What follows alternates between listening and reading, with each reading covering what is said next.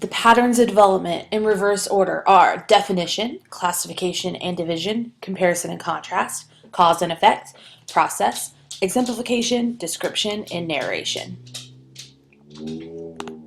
Let's talk about comparison and contrast really quickly. This is just the examination of similarities and differences. One usually, but not always, appears with the other. Comparison are the similarities. You're comparing the two together and their similarities. Contrast are the differences. So looking at the differences between the two.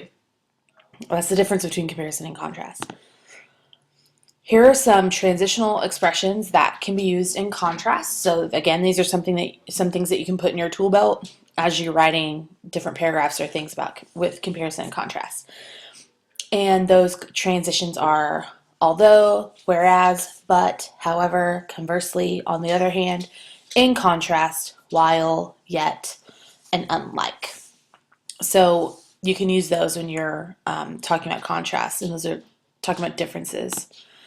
And then when you're talking about similarities and you're comparing, some transitional expressions you can use are in the same way, and also in addition, as well as, both or neither, each of, just as, so, similarly, like, to, the same. So those are similarity phrases that you can use. Let's look at this example. As broad as their sounds are, there are several very distinct similarities and differences between electric and acoustic guitars. For instance, both utilize the use of a body for the neck to attach to and a neck with frets for finger placement. The strings attach to the lower end of the body and go all the way to the head or the top of the neck. They both use strings that vary in gauge or size, which are vital to produce sound when they are picked, hammered on, or strummed as a group.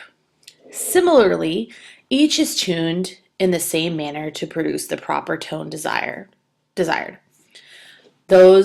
are several of those comparison or those similarity phrases that are used here. So like things like both and where's the other one?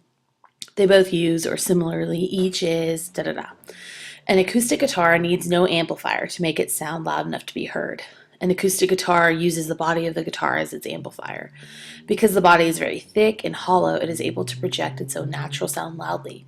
This makes it very portable and capable of being played virtually anywhere. An acoustic guitar doesn't need any foot pedals, volume and tone knobs, or any other hardware like that to produce the sound it makes. An electric guitar is very hard to hear without an amplifier. An electric guitar requires the use of an amplifier to transport the sound through pickups that are secured in the body. So note that about halfway through this, it switched from comparison to contrast. Though there weren't many, I don't think there were any contrasting transitional phrases used, which it could use. But that's an example of how comparison and contrast paragraphs can look. Sometimes these are coupled with some other patterns of development as well. And that's the purpose of knowing these, is knowing how to use them together.